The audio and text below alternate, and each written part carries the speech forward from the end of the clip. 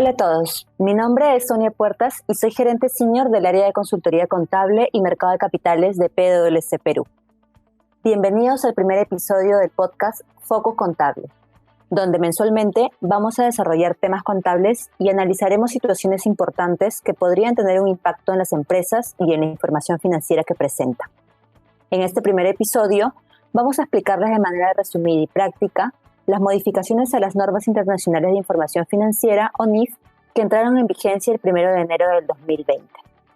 La primera modificación, que afecta a las normas NIC 1 y NIC 8, es la definición de materialidad. ¿Y qué es lo que cambió? Partiendo de la premisa que la información tiene que ser útil a los usuarios para la toma de decisiones, la modificación especifica que ocultar información tiene un efecto similar a omitir o expresar incorrectamente esa misma información. Adicionalmente, se aclara el concepto de usuarios principales, indicando que se trata de los destinatarios de la información financiera, los cuales son inversores, prestamistas y acreedores actuales y futuros. Y ante esto nos preguntamos, ¿por qué cambió? Cambió para incluir una definición consistente de materialidad en todas las demás NIC y NIF y el marco conceptual, aclarando cuándo la información es material e incorporando también algunas guías en la NIC 1 sobre información inmaterial. La segunda modificación que queremos resaltar es la relacionada al marco conceptual.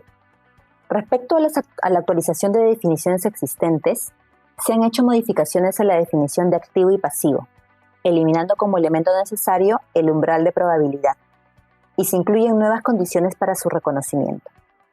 Asimismo, se incluye orientación sobre las bases de medición de activos y pasivos, añadiendo una descripción de la información que proporcionan las diferentes bases de medición y los factores que se debe considerar al momento de seleccionar una base de medición, ya sea el costo histórico, costo corriente, valor en uso o valor revaluado. Se incluyen guías que describen cómo se debe presentar y revelar la información en los estados financieros.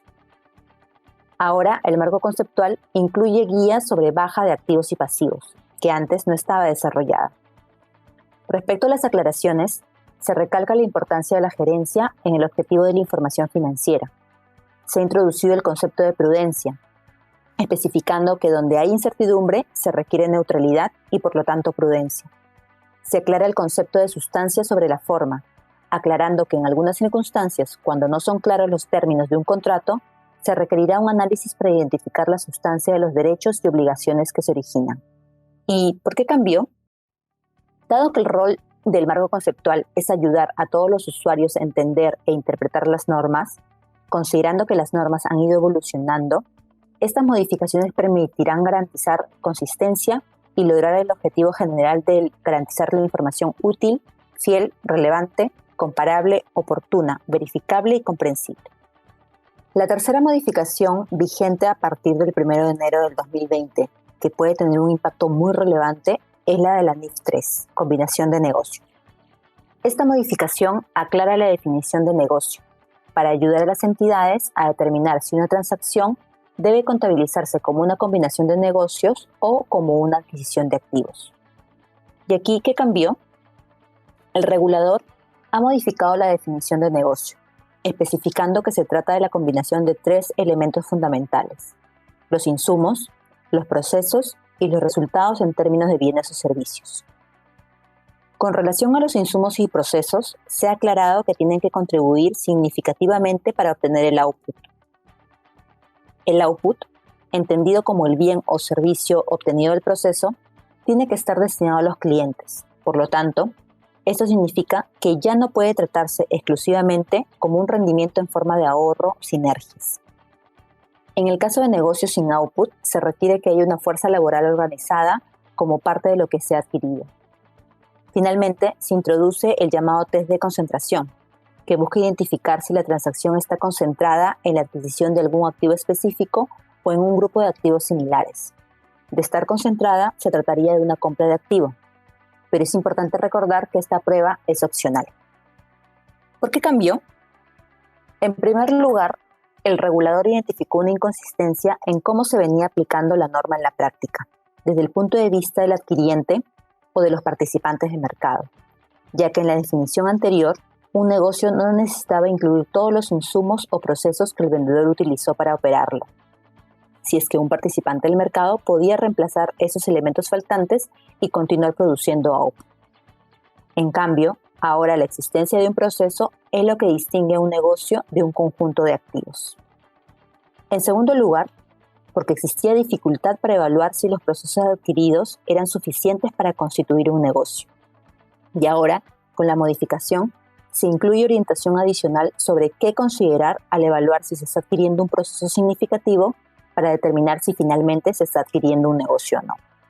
De lo explicado hasta aquí, recalcamos que es importante que las compañías que adquieren un negocio tomen conocimiento de estos cambios, ya que es probable que lo que antes era contabilizado como una adquisición de negocio aplicando la NIF 3, ahora podría ser una adquisición de activos.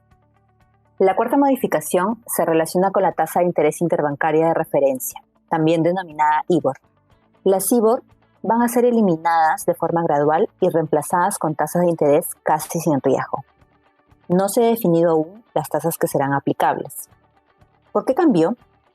Cambió en respuesta a la solicitud del Consejo de Estabilidad Financiera después de la crisis financiera. ¿Y a quiénes afecta este cambio?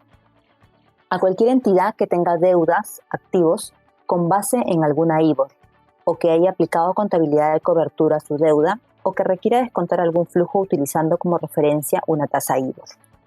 La quinta modificación se relaciona con la enmienda de la NIF 16 como consecuencia de las concesiones recibidas en el contexto COVID-19. Si bien la aplicación de esta modificación no es obligatoria para periodos que terminan el 31 de diciembre del 2020, sí se permite su aplicación anticipada. Es decir, opcionalmente, una entidad puede adoptar esta modificación para sus estados financieros del periodo 2020. ¿Qué cambió? Solo aplica las concesiones otorgadas a los arrendatarios como resultado del COVID-19 y es aplicable siempre que cumplan 3 condiciones. No se trata de una modificación contractual permanente, es decir, el cambio en el pago de las rentas resulta en una contraprestación que al final del contrato será sustancialmente la misma o menor. Cualquier reducción en los pagos de arrendamiento afecta solo los pagos originales que vencen el 30 de junio del 2021 o antes.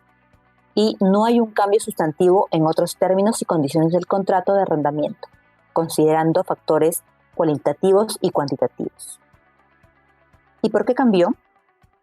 Cambió para facilitar la contabilización de los cambios que hayan surgido en los contratos de arrendamiento, ya que en el contexto de la pandemia, muchas entidades han recibido concesiones como la exoneración de algunas rentas, reducción y o postergación temporal de esas rentas.